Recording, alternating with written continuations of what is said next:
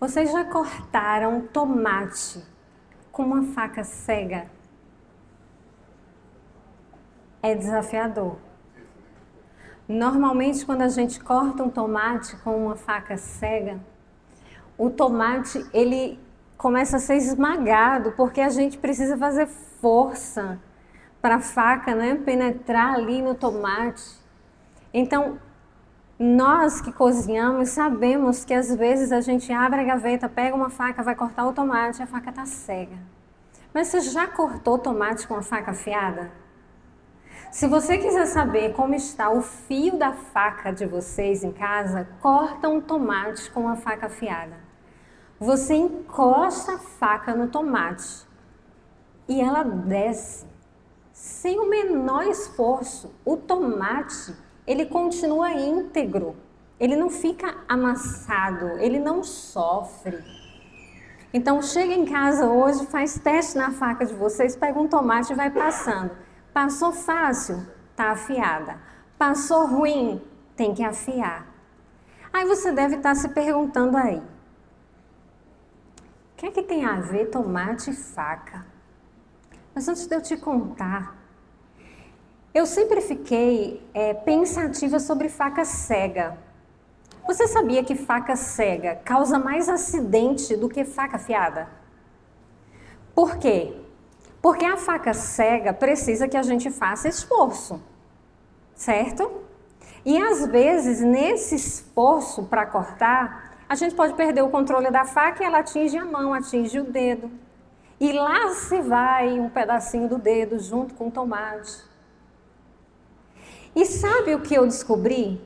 Eu fui no nosso irmão GPT e perguntei para ele, faca cega é mais perigoso que faca afiada? E ele disse sim. Além desse fato da perca de controle, você poder acertar sua mão, sua unha, ele diz que o corte feito pela faca cega é pior do que o corte feito pela faca afiada, e isso me surpreendeu. Por quê? A faca cega, ela não vai cortar você, ela vai rasgar a sua carne. Então, até dependendo do tipo de corte, para o médico, se for preciso dar ponto, ou a própria cicatrização, ela é mais complexa. Então, faca cega não ajuda a gente em nada e ainda pode nos causar acidente. Mas eu tenho certeza que você não veio aqui para aprender a se candidatar para o Masterchef 2026. Então, o que é que tem a ver faca cega, faca afiada e tomate? Quando o pastor me convidou para estar aqui trazendo uma palavra, ele disse, pede ao Senhor algo relacionado a direcionamento para 2026. E eu fui orar. E eu falei, Senhor, o que é que a gente precisa ouvir? O que é que nós que vamos estar juntos dia 28, o Senhor sabe quem vai estar lá, o que é que a gente precisa ouvir? Mas foi tão rápido e tão certeiro. O meu povo precisa aprender a afiar o machado. Abra sua Bíblia em Eclesiastes capítulo 10, verso 10. Eclesiastes capítulo 10, verso 10. Eu vou ler para você na minha versão, que é a nova versão transformadora, mas aqui no telão está talvez em outra versão, revista e atualizada. Mas diz o seguinte, trabalhar com um machado sem corte exige muito mais esforço, portanto, afie a lâmina. Esse é o valor da sabedoria. Ela o ajuda a ser bem-sucedido. Você entendeu agora a faca cortando o tomate? É a mesma coisa do machado. Se eu não afio os meus instrumentos de cozinha, eu vou trabalhar com mais esforço. Se eu não afio o machado, que no caso, trazendo para nossa mente a imagem de um lenhador, o machado para o lenhador é ferramenta de trabalho. Se ele não mantém a lâmina do machado afiado, ele vai ter muito prejuízo, ele vai cortar menos madeira, ele pode se ferir gravemente, porque no esforço de tentar golpear a madeira ele pode perder o controle e ali atingir uma perna, enfim. E Deus falou comigo muito, mas muito claramente, é hora de nós acordarmos e afiar o nosso machado para 2026. 2026 tem muita coisa para acontecer. Mas eu e você precisamos estar com o nosso machado afiado. E para isso a gente vai começar entendendo o que é que tem cegado o teu machado até aqui. Porque Deus foi claro comigo, Ele disse, olha, a maioria de vocês estão todos com as lâminas cegas. Porque vocês estão fazendo coisas constantemente que cega o fio do machado de vocês. E Ele começou dizendo para mim, excesso de dopamina barata. Você já ouviu falar no termo Brian Holt espiritual? Difícil, né? Brian Holt, ele já existe no termo da psicologia no normal. E o espiritual, ele só veio trazer esse conceito para dentro da igreja. A dopamina barata é isso que a gente aprendeu com o advento do celular. Nós nos tornamos viciados em dopamina. E dopamina barata. Porque a dopamina em si ela é necessária para nós. Mas a dopamina que a gente recebe quando a gente fica rolando o feed, seja com shorts, reels, esses videozinhos curtos, TikTok, isso está literalmente fritando o seu cérebro e você não está percebendo. E isso entrou na igreja de que maneira? Nós não conseguimos mais nos concentrar nas mensagens. A gente não consegue mais refletir em versículos, porque a nossa mente acostumou a receber estímulos vazios e rápidos. E a gente chega na igreja e a gente se incomoda com a mensagem que demora mais um pouco, com o louvor começa a incomodar. Tudo parece que nos deixa inquietos. E a gente não sabe bem o porquê. É porque você está perdendo a lâmina do seu machado através da dopamina barata. Você perdeu a habilidade de contemplação. Você perdeu a habilidade do tédio. Quantas pessoas hoje não conseguem mais ficarem a sós consigo, sem nenhum estímulo? O que é sem nenhum estímulo? Tem gente que fala, não, eu fico sozinho, eu tô de boa. Mas quando você chega, tá a televisão ligada, o rádio ligado, a Alexa falando, é tudo junto ou misturado. E a pessoa acha que tá desligado, não tá. O tédio, ele vem quando a gente não faz absolutamente nada e não é estimulado por nada. Mas a gente não consegue, sabe por quê? Porque quando a gente entra nesse estado de tédio, a gente começa a nos ouvir melhor. E a gente não quer saber o que está aqui dentro. A gente não quer saber, por isso a gente se cerca de tantos ruídos. A gente não quer o silêncio e a contemplação dentro da igreja, porque a gente não quer refletir na imagem que a mensagem vai trazer sobre nós. O confronto que Deus vai fazer. Você quer saber se o seu machado está cego? É só você ver quantas vezes você olha o celular aqui na igreja, durante uma mensagem. E tem aquela famosa desculpa de, mas a minha Bíblia é no celular. Se você não consegue utilizar o celular com a sua Bíblia só para olhar a Bíblia, volta a usar isso aqui, ó. Isso aqui não cai bateria, isso aqui não te decepciona. Está aqui disponível para você 24/7. Porque tem gente que usa a desculpa de que eu uso o celular na igreja para olhar a Bíblia, mas na hora que ela vai olhar a Bíblia, Ela vê que tem uma notificação ali do WhatsApp e ela quer ver quem fez o quê. Ou uma notificação de uma rede social e ela quer ver quem postou o quê. Eu já cansei de ver pessoas aqui em plena mensagem olhando rede social. Ah, mas você não olha? Não. E sabe por que eu não olho? Porque eu não trago o celular para a igreja. O meu celular fica em casa.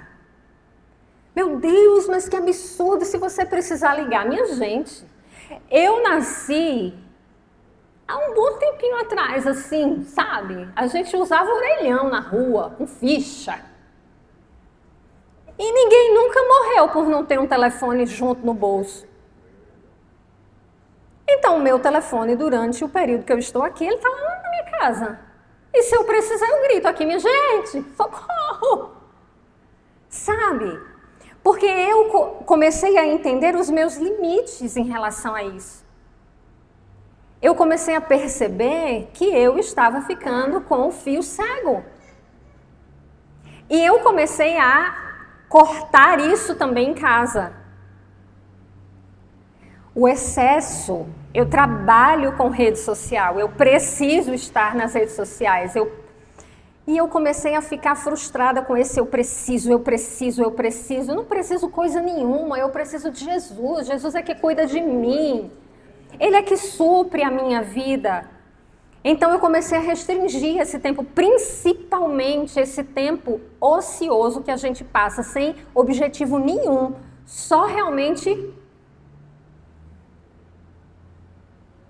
Então a primeira coisa que está nos cegando é a dopamina barata.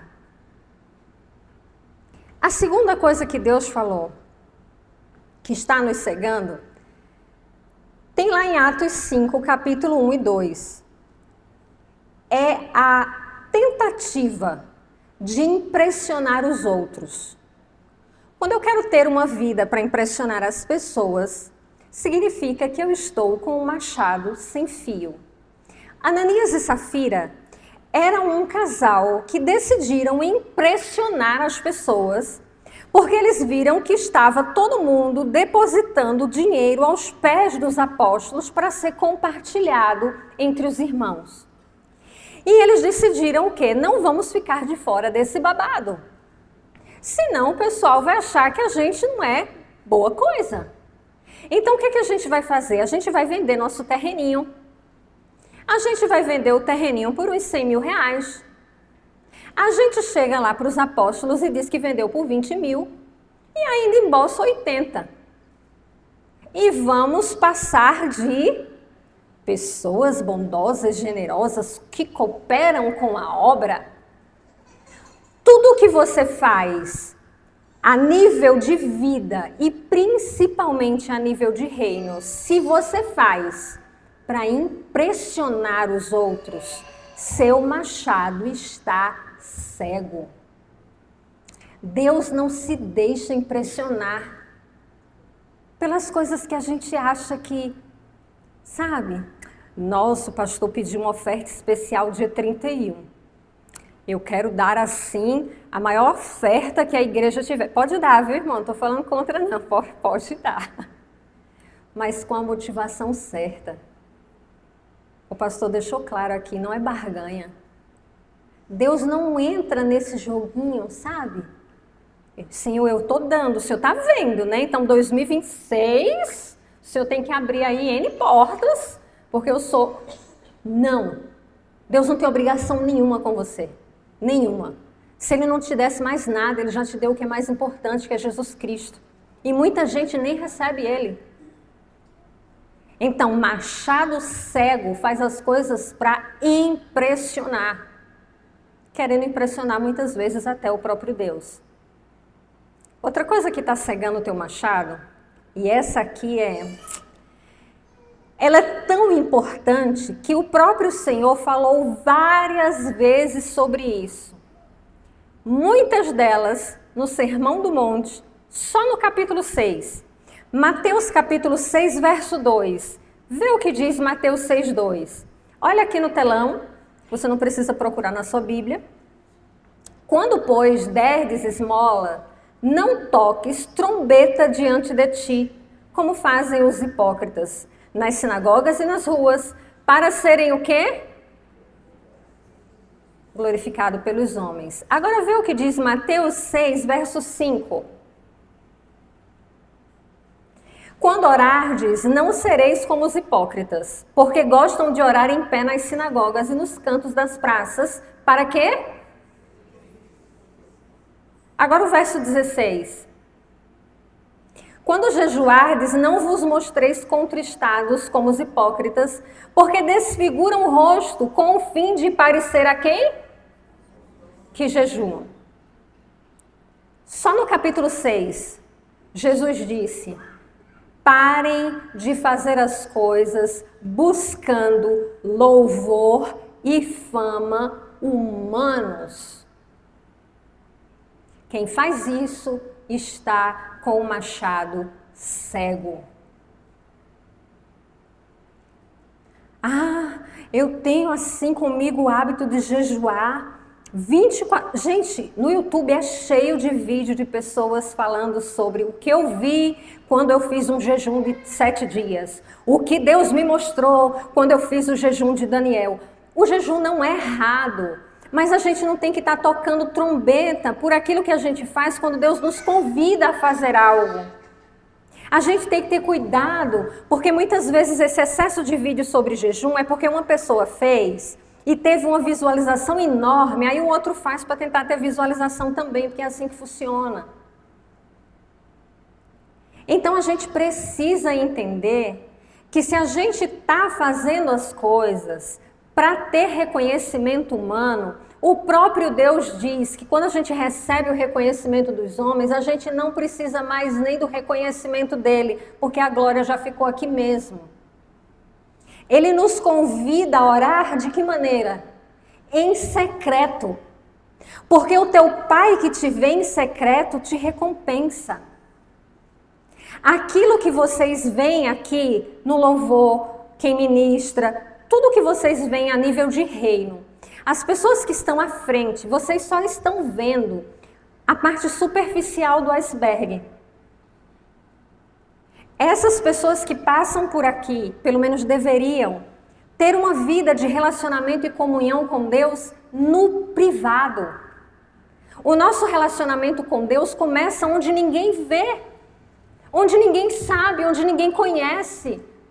Eu não preciso postar na internet que eu oro pelas madrugadas, porque isso é entre eu e Deus.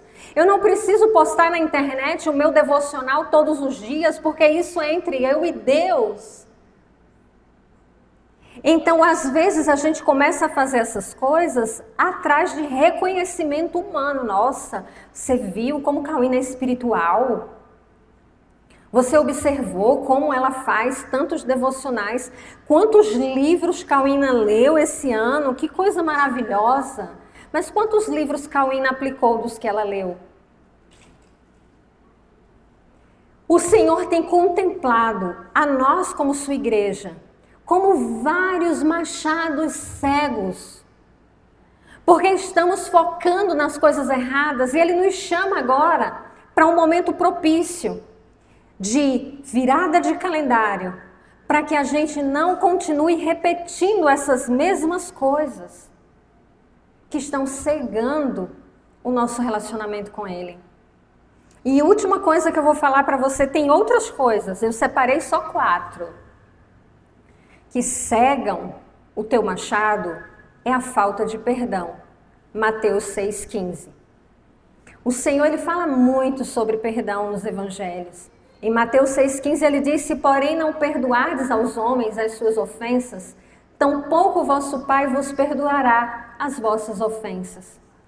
Não carrega falta de perdão com você.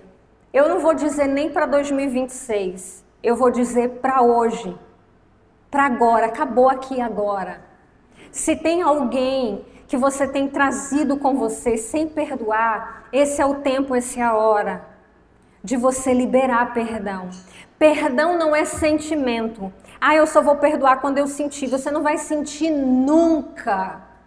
Nós perdoamos porque o Senhor diz: perdoe. E quando a gente diz: Senhor, eu perdoo mesmo sem ter força, eu perdoo mesmo sem querer, o Senhor nos capacita a deixar esse lixo ir embora. A gente acha que reter perdão está machucando a outra pessoa. Na verdade, reter perdão está nos aprisionando. Ah, mas você não sabe o que o outro fez comigo. Não importa, quem fez foi ele. Seja livre. Não traga isso com você todos os dias, a todo tempo, a todo instante, porque isso vai te adoecer. E o Senhor ainda deixa claro, olha, vocês como meus filhos, que conhecem a minha palavra, se vocês não perdoarem, o Senhor não perdoará vocês. Sejam graciosos com o perdão. Não leva com você, não vale a pena, não vale a pena. Então não espera mudança de sentimento. Só diz, Senhor, está aqui.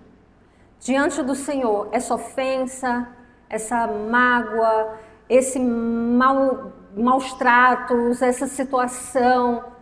Não confunda perdão com volta de relacionamento, tá? Perdoar não significa trazer aquela pessoa de volta. Em algumas situações, você perdoa, mas o relacionamento ele não volta, tá? Perdão é, você não me deve nada, Jesus já pagou a dívida por mim e por você e tá tudo bem. Então a gente precisa voltar a afiar o machado. Então eu já falei para você aqui 4 coisas que têm cegado o nosso machado. Mas a gente não pode entrar em 2026 só sabendo o que é que cega. A gente precisa afiar. Afinal, quando você chegar em casa hoje, que você for cortar tomate, e você perceber que tem facas ali que estão sem fio, você vai providenciar para afiar, certo? Minha irmã deu para minha mãe de presente um afiador de faca. E o afiador achei maravilhoso, já pedi até o link. Ele tem 3 compartimentos, 3 espacinhos, e cada espacinho tem uma função. O primeiro desempena, o segundo faz não sei o quê e o terceiro dá o fio. Então você tem uma ordem de passar a faca. E minha mãe tá a mais feliz da vida porque restaurou as facas tudo dela. Só que a primeira faca que minha mãe foi afiar, ela não seguiu a ordem. Ela começou do último para o primeiro, mas deu certo. Só que a gente, quando afia uma faca, para pensar comigo, ou um machado, o que acontece com a lâmina? Ela vai ser um pouco desgastada, ela vai passar por um atrito, para que ela possa voltar a ter utilidade. Você quer ser afiado? Você percebeu que alguma dessas coisas que eu falei estão presentes na sua vida e você está com fio cego, perdendo o fio? O Senhor vai afiar você essa noite. Mas se prepara, porque é desconfortável. Porque vai causar atrito. Vai tirar rebarba. Vai alinhar a lâmina. A primeira coisa que o Senhor faz para nos ensinar a afiar o nosso machado é buscar a face de Deus antes da face dos homens. Busque a face de Deus antes de buscar a face dos homens. E o que significa isso? Busque a Deus nos primeiros horários do seu dia. Antes de falar com o esposo, com a esposa, com os filhos, pegar o telefone, qualquer coisa. Observa Marcos, capítulo 1, verso 35. Marcos, capítulo 1, verso 35. Marcos 1.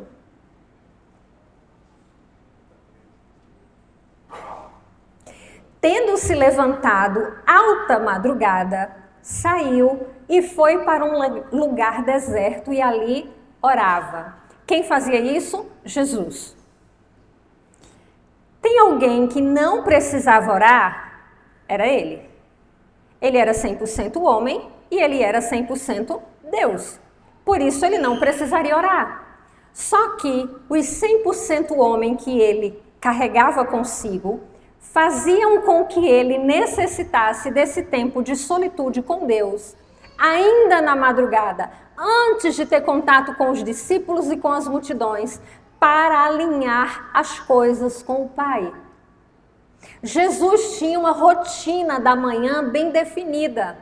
E a rotina da manhã de Jesus começava orando, falando com Deus, buscando a Deus, pedindo direção a Deus. A gente não sabe o que vai acontecer no nosso dia. A gente não sabe o que vai acontecer em 2026. Mas se a gente coloca os nossos dias na responsabilidade e sobre o cuidado do Senhor e não nosso, as coisas vão sempre cooperar para o bem. E cooperar para o bem não significa que será fácil. Significa que, ainda que seja difícil, Deus trabalha através dessas coisas. Então, a primeira coisa que você vai fazer, se você quer um ano novo com o seu machado afiado, é comece o dia na presença de Deus. Ah, mas é porque lá em casa, quando eu acordo, todo mundo já acordou e está aquela confusão. Acorda mais cedo. Ah, mas eu não consigo acordar mais cedo. A gente sempre tem uma desculpa pronta, né? Se organiza, que dá tempo. E acordar cedo, para mim, pode ser uma coisa. Para você pode ser outra. Por exemplo, se você costuma acordar todos os dias às 7 da manhã, se você acordar às 6h30, é mais cedo, certo? Então vai funcionar para você que você já ganhou meia hora do seu dia.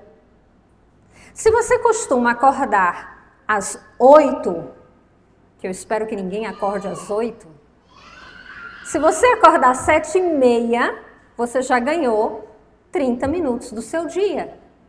Então, às vezes, a gente não consegue achar que somos capazes de acordar cedo, porque a gente entrou naquela trend que o milagre da manhã.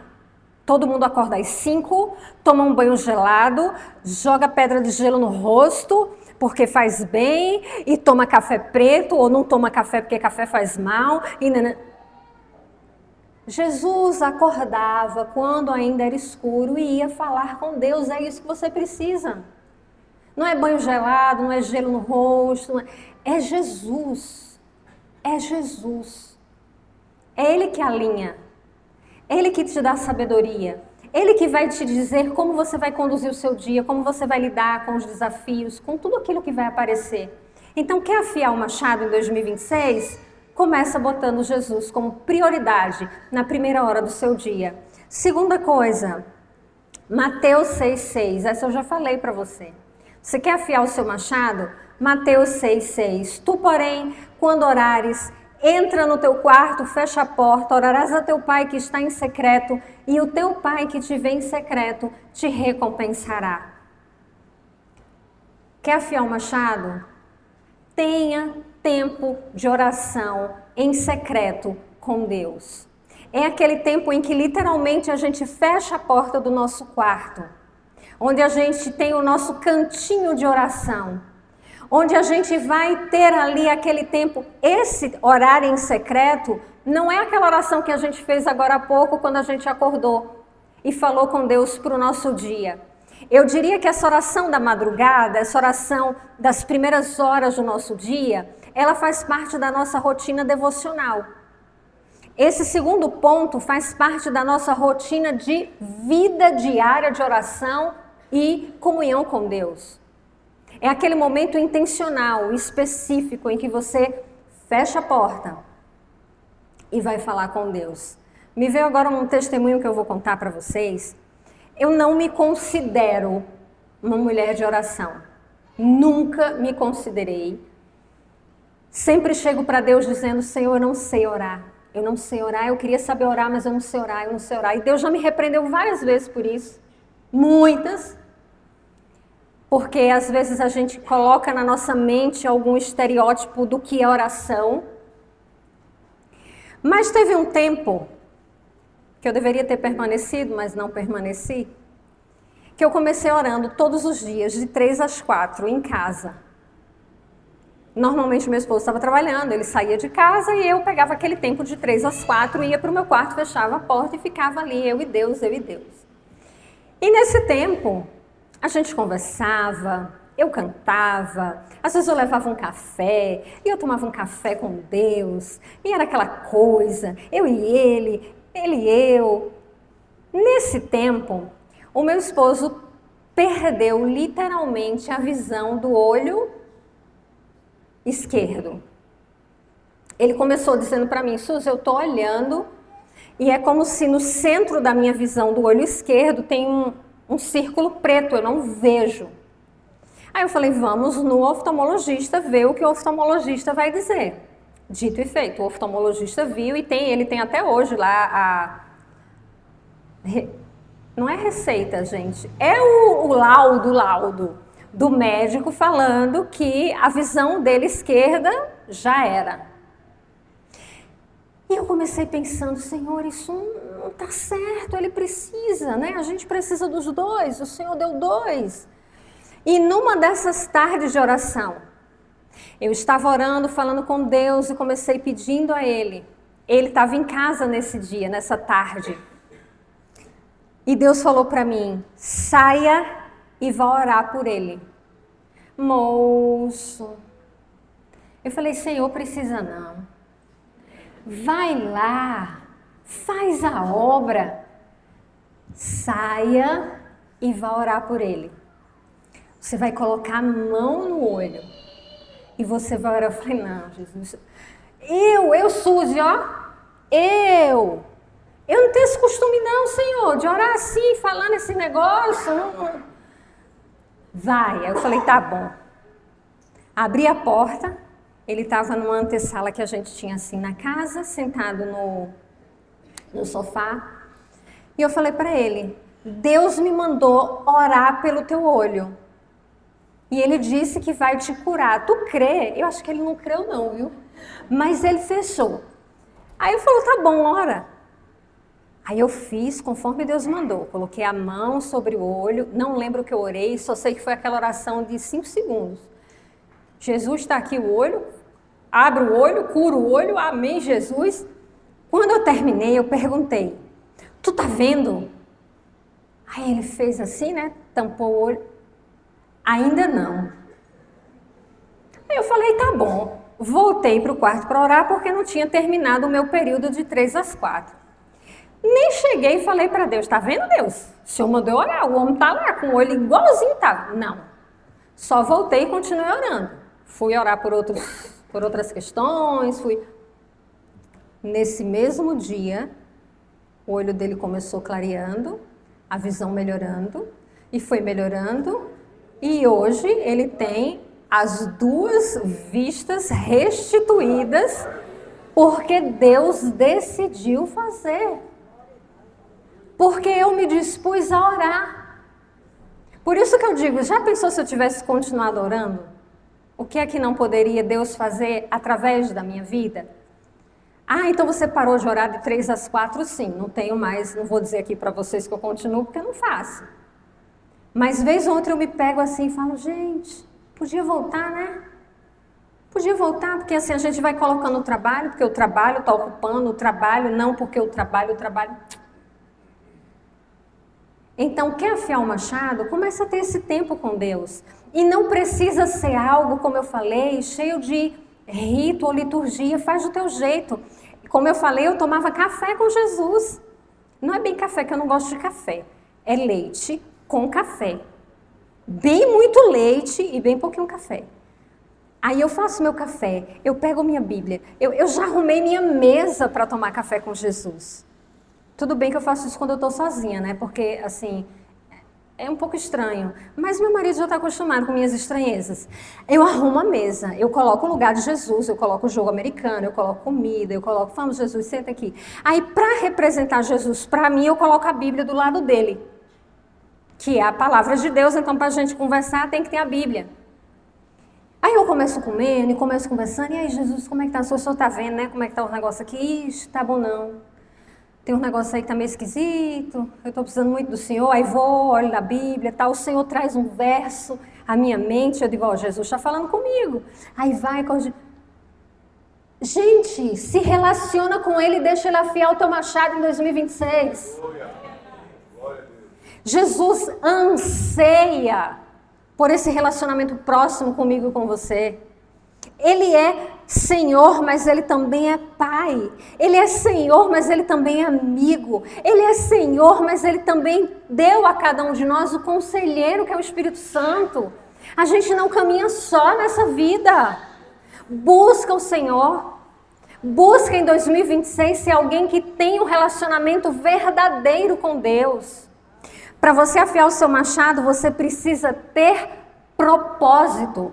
Marcos capítulo 1, verso 38. Marcos capítulo 1, 38. Jesus, porém, lhes disse: vamos a outros lugares, às povoações vizinhas, a fim de que eu pregue também ali, pois para isso é que eu vim. Ele aqui está respondendo um convite dos discípulos, dizendo que tinha muita gente ali naquela cidade que ele estava para querer ser curado por ele, para querer ser liberto por ele. Jesus fala isso para os discípulos depois de ter tido a rotina matinal dele de oração. Ele primeiro orou. Quando os discípulos procuram ele estava saindo do tempo dele de oração. Aí os discípulos dizem: mestre, está juntando um monte de gente. Jesus fala: eu vim para pregar também às cidades vizinhas. Eu tenho propósito. Qual é o teu propósito para 2026? Às vezes a gente entra no ano só pensando assim: não, o meu propósito é carro novo, casa nova, roupa nova, joias, dinheiro no banco. Às vezes a gente faz umas coisas tão rasas, né? Porque isso é raso, gente. Isso é muito raso, principalmente nos tempos que nós estamos vivendo. Então, começa a planejar o teu 2026 com outra perspectiva. O que é que eu quero para 2026? O que é que Deus quer para mim em 2026? Como eu posso ser mais útil ao reino? O que eu posso fazer para que eu seja mais útil ao chamado que o Senhor me concedeu? Porque nós temos propósito. Deus não chama nenhum de nós para sermos adorno na casa dele, ou seja, não tem função nenhuma. Todos nós temos função, todos nós temos valor e importância, todos nós temos propósito. Então, que em 2026 você entenda que vida sem propósito é vida que não conhece Jesus, porque Jesus nos dá propósito. Olha o que a Bíblia diz em João 1, versos 6 e 7. João capítulo 1, versos 6 e 7. Houve um homem enviado por Deus cujo nome era João. Este veio como testemunha para que testificasse a respeito da luz, a fim de todos virem a crer por intermédio dele. João tinha um propósito. Qual era o propósito de João? Voz que clama no deserto, endireitai o caminho. João tinha propósito. Busca no Senhor o teu propósito. Às vezes o Senhor está te chamando para, dentro da escola, dentro da faculdade, você começar um grupo devocional. Às vezes Deus está te chamando para, dentro do teu trabalho, você juntar as mulheres ali do trabalho e montar um grupo devocional. Às vezes a gente confunde que trabalhar para Deus é só se a gente estiver aqui, fazendo aqui, ganhando rótulo. Eu sou líder do ministério, blá, blá, blá. Você pode fazer, você pode ajudar, você pode servir, você pode contribuir sem rótulo. Você serve a Deus e é a Ele que você serve. Então não espera rótulo, espera chamado, espera direcionamento, espera o que Deus está falando para você e faz. Às vezes você acha que é pouco, mas esse pouco pode ganhar uma alma, e uma alma vale mais que o mundo inteiro. Então pede a Deus o propósito dele para você e segue. Não fica no raso. Outra coisa que você vai fazer para afiar o seu machado está em João, capítulo 1, verso 20 e 23. Você vai saber quem você é. João capítulo 1, verso 20 diz, ele confessou e não negou. Eu não sou o Cristo. Verso 21. Então lhe perguntaram, quem és, pois? És tu Elias? Ele disse, não sou. És tu o profeta? Respondeu, não. Disseram-lhe, pois, declara-nos quem és, para que demos resposta àqueles que nos enviaram, que dizes a respeito de ti mesmo. Se alguém perguntasse para você, o que você diz acerca de você mesmo? O que você diz acerca de você mesmo? Olha o que João responde no verso 23. Então ele respondeu, eu sou a voz do que clama no deserto, endireitai o caminho do Senhor, como disse o profeta Isaías. Eu sei quem eu sou. Quer afiar o seu machado? Saiba quem você é. Quando você sabe quem você é, você não aceita os rótulos que as outras pessoas querem colocar em você. E como você descobre quem você é? Quando você se relaciona com Cristo. Fora de Cristo a gente continua perdido. Fora de Cristo a gente não sabe quem a gente é. Fora de Cristo a gente não tem referência. Fora de Cristo a gente anda vagando. Fora de Cristo a gente acha que a gente é o nosso trabalho. Fora de Cristo a gente acha que é a nossa conta bancária. Fora de Cristo a gente acha que é o casamento. Fora de Cristo a gente acha que é a maternidade. Em Cristo eu descubro quem eu sou. Eu descubro que eu sou amada. Em Cristo eu descubro que eu sou cuidada. Em Cristo eu descubro que eu não estou sozinha. Então eu não vou aceitar que as pessoas me rotulem de qualquer coisa, a não ser filha amada de Deus. Você vai fazer o mesmo. Ah, mas porque fulana é muito preguiçosa. Não sou. Não aceite. Deixe que Jesus construa sua identidade e saiba quem você é. Quando você sabe quem você é, o seu machado está afiado. Ninguém mais vai conseguir colocar você num canto e colar em você rótulos que eles acham que cabem em você. Porque você sabe quem você é. Você nem perde tempo discutindo com as pessoas, tentando provar que você não é quem elas dizem que você é. Você está ocupado demais fazendo o que Deus te chamou para fazer. Não aceite rótulos. E isso vale principalmente para os pais aqui presentes.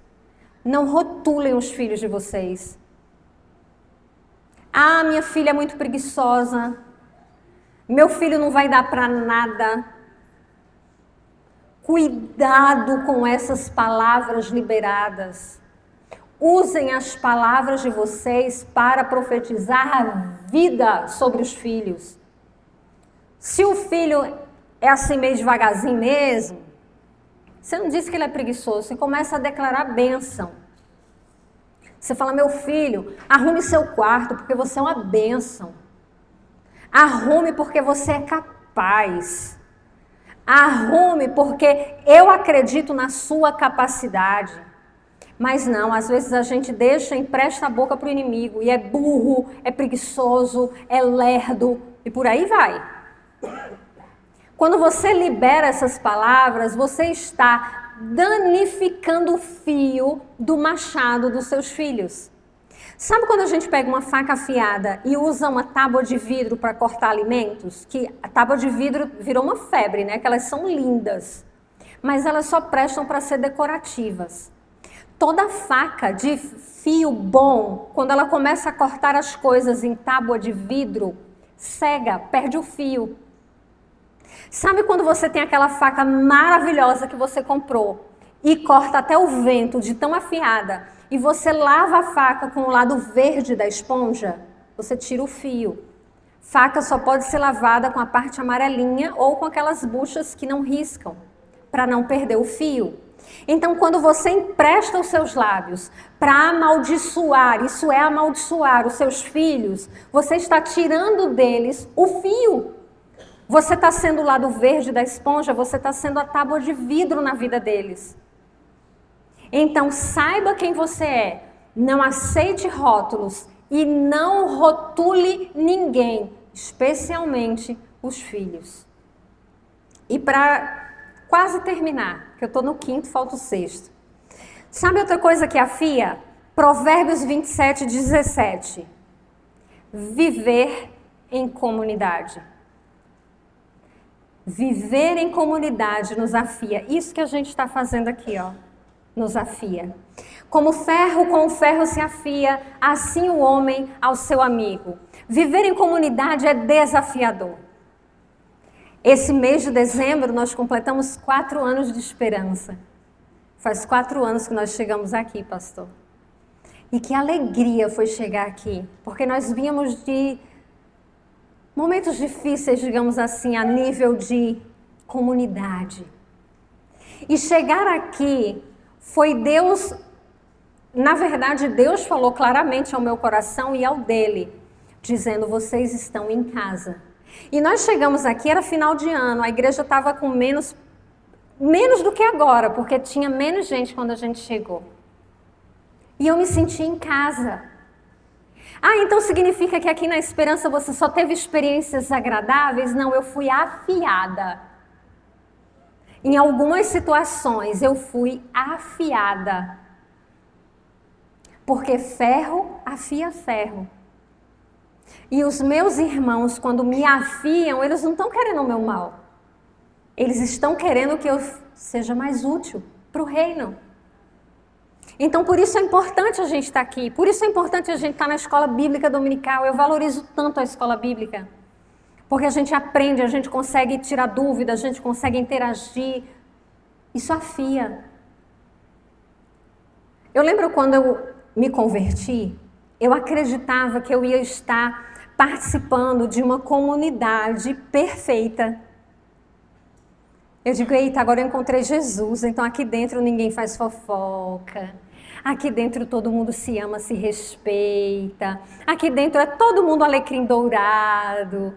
Aí Jesus falou, tadinha dela, deixa ela perceber. Sabe por que isso acontece? Número 1, tem joio no meio do trigo. Então, nem todo alecrim dourado é trigo, pode ser joio. Número 2, a gente também não é um alecrim dourado. Número 3, nós somos obras em andamento. Nenhum de nós aqui já é a 4ª pessoa da Trindade. Ninguém. Nem o pastor, nem os bebezinhos que estão ali, ninguém. E por não sermos obras acabadas, a gente vai acabar machucando alguém algumas vezes. A gente às vezes vai fazer umas coisinhas. Porque, gente, afiar o outro não é só machucar, tá? Afiar é você chegar para Rose e dizer assim, minha irmã, isso que você está fazendo não é legal. Como tua irmã, eu tô te avisando que esse teu comportamento não é legal. E ela não vai gostar de ouvir isso porque a gente não gosta de ouvir quando alguém diz que o que a gente está fazendo não é legal. Mas isso é afiar o outro por amor, por respeito, por intimidade que você tem de chegar e falar. Isso é afiar.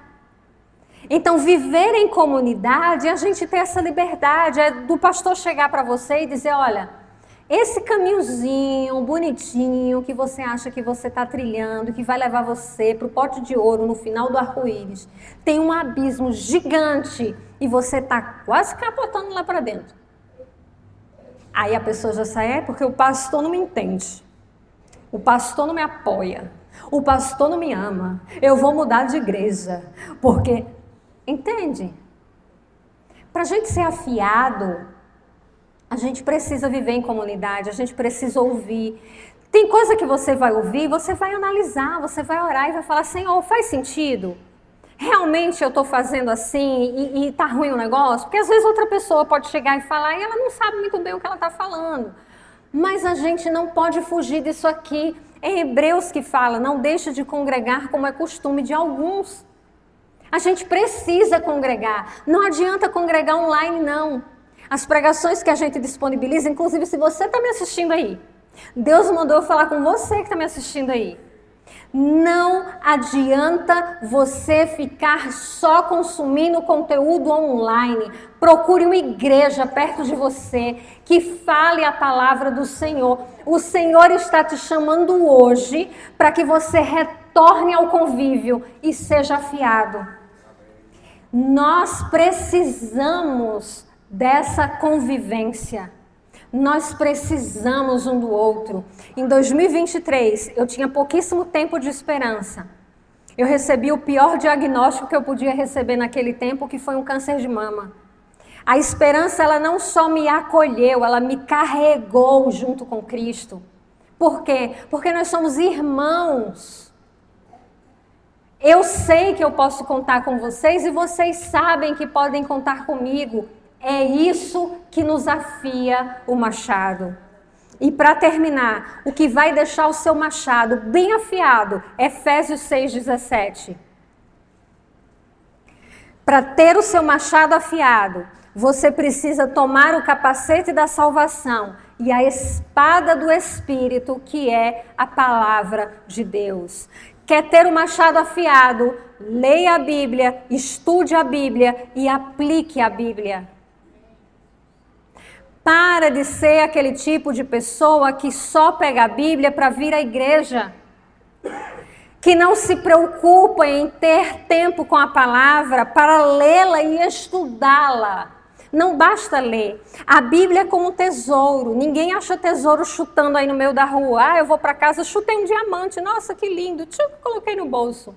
Tem um trabalho para se achar diamante. Você precisa até dinamitar alguns lugares para você pegar aquela pedra. E depois que pega, ela não sai pronta. Você tem que trabalhar, você tem que lapidar para ela poder revelar o valor que ela tem. A palavra de Deus, ela está disponível a todos nós. Use a sua Bíblia no teu tempo diário, no teu dia a dia. Deixa Deus falar com você. Eu sempre tive o costume de cada virada de ano ler a Bíblia toda, de capa a capa, sempre. Já li algumas vezes. E eu começava lendo uma vez por ano, assim, você começa em janeiro e termina em dezembro. Parece que você lê 3 capítulos por dia e final de semana você lê 5 e no ano você termina. Só que eu comecei a ficar muito agoniada, era muito tempo. Aí eu achei um plano de leitura bíblica em 3 meses. E eu falei, opa! Tô dentro? Comecei lendo a Bíblia em 3 meses. Tinha ano que eu li a Bíblia 2 vezes no ano. Podia ler 4, mas eu só não conseguia 2. Tudo bem, vamos ler. Eita, terminei. Vamos de novo, terminei. Em 2024, eu comecei minha leitura bíblica com o propósito de terminar. Em 3 meses eu estava no meio do meu tratamento de quimioterapia. Então eu comecei lendo em janeiro, só que eu não conseguia ler, porque eu passava muito mal. Eu passava mais tempo passando mal do que assim, no meu juízo perfeito. Então eu não conseguia. E aquilo começou me doendo, mas eu falava, Senhor, eu não consigo. E o Senhor, calma, mulher. Cuida de tu aí, sabe? Relaxa.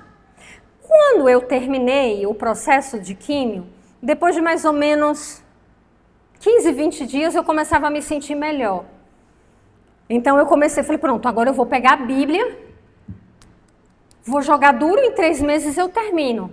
Eu ainda precisava fazer rádio, mas a rádio ela não é tão ruim quanto a químio, então dava bom. Quando eu abri a Bíblia para ler, o Senhor falou, parou. Nós estamos precisando fazer outro negócio. Eu não quero mais que você leia a Bíblia nessa velocidade que você está lendo. Não tá bom para você, não tá bom para mim. Eu quero que agora você desfrute. Senhor, o que é desfrutar? Você vai ler sem pressa. E à medida que você vai lendo, eu vou falando com você. Aí eu falei, opa, tô dentro. Ainda não terminei, nós já estamos terminando 2025, 2024 já foi, 2025 passou e eu ainda estou lendo a Bíblia, já cheguei no Novo Testamento, mas ainda não consegui terminar. Por quê? Porque quando eu começo a ler, o Senhor começa a falar e o Senhor começa a abrir o meu entendimento e o Senhor começa a falar e eu saio dali daquele momento assim meio que, meu Deus, o que é isso? É tanto que quando as meninas que me acompanham na rede social perguntam, você vai ler a Bíblia toda? Eu falei, estou lendo desfrutando. Então experimenta desfrutar da palavra, mas experimenta também estudar a palavra. Quando você lê um versículo que você não entende, gente, usa o celular porque é bom. Para de ver esse negocinho assim, sabe? E agora, cada negocinho desse, cada rede social dessa tem um shopping agora, né? TikTok Shop, não sei o que lá Shop, que é para você comprar. Sai disso. Usa o teu celular para... Nossa, o que é que esse versículo quer dizer aqui? Vou procurar aqui, comentário bíblico online. Aí vê o que é que está dizendo, aí ora, aí vai para o original grego, vai para o hebraico, mergulha na palavra. Isso vai afiar você de uma maneira que você não está nem esperando. Gasta tempo com a palavra. Por quê? Porque 2026 requer mudança. Não de calendário. O calendário ele vai mudar de qualquer jeito. Mas para que 2026 seja diferente, você precisa mudar. Eu acho que é Einstein, não me lembro, que diz que é muita tolice a gente querer resultados diferentes, fazendo as mesmas coisas. E Jesus me trouxe aqui hoje, primeiro para falar comigo, porque eu apanhei desde o dia que ele me deu essa mensagem. Então agora eu estou dividindo a surra com vocês. É fato que eu e você precisamos mudar de posicionamento se quisermos resultados diferentes. E eu vou terminar dizendo para você uma coisa que ele falou para mim. Eis que eu vos envio como ovelhas no meio de lobos. 2026 provavelmente não vai ser um ano muito fácil. E quando o Senhor falou ovelhas no meio de lobos, significa que o lobo come a ovelha, né? Você já parou para pensar? Eis que vos envio como ovelhas no meio de lobos. Eu falei, Senhor, essa conta não fecha. O Senhor está me mandando para um lugar onde eu vou servir de petisco? Aí Jesus falou, não. Eis que eu vos envio como ovelhas no meio de lobos, mas não se esqueça, eu sou o pastor. Se coloque de pé. É sabendo que Jesus é o nosso